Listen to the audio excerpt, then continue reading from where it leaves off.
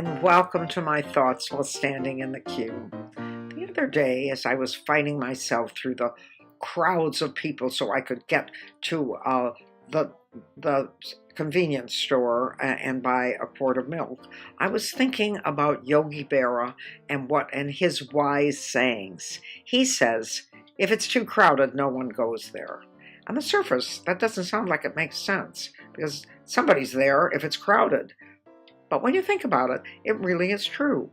If you go to a restaurant and they say to you, "Well, you have a 2-hour wait before we can serve you," what do? You walk out. If you're walking down the street and the street is so clogged with people and barking dogs and baby carriages that you can't move, what do? You turn off on a side street and you avoid it.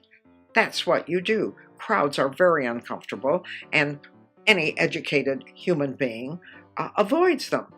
However, the thing that's puzzling me, if no one goes to someplace if it's crowded, who are the crowds?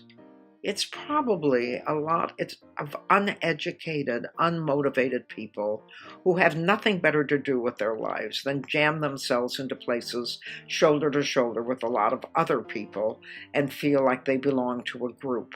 Certainly it's nobody we know, because all the people we know are far too intelligent to subject themselves to that kind of insult.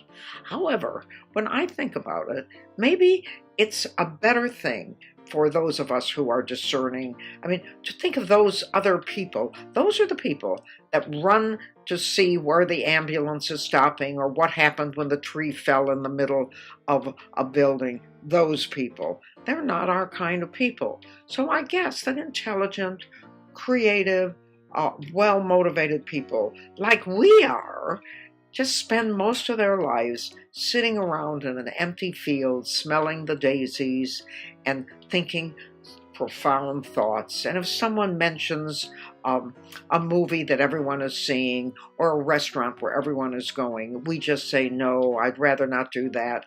It's too crowded." And I guess, in a way, we might be missing out on a lot of life, but we certainly will have our serenity and our capacity to get in touch with our inner selves intact. I'm just not sure, if we don't go anywhere and we don't do anything, that our inner selves will be very interesting to visit. And thank you so much for joining me for my thoughts while standing in the queue.